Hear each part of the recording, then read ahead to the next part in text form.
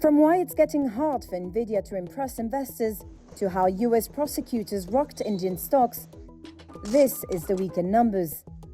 69.5% is the latest quarterly revenue growth forecast by Nvidia. A number most firms could only dream about. But that prediction would be down from 94% in the previous period, and the slowest pace for 7 quarters.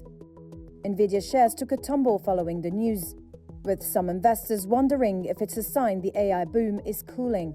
$27 billion was the amount wiped off shares in Adani Group firms by Friday, after the US indicted boss Gautam Adani for bribery. Prosecutors accused the Indian billionaire and other senior executives of paying officials to secure solar farms contracts in India. The firm called the allegations baseless and vowed to fight back. 21% was the tumble in shares for Target, after it forecast stagnant sales over the holiday season. The retailer is doing big discounts, but still struggling to lure shoppers. That contrasts with bigger rival Walmart, which this week raised its profit forecast for a third time.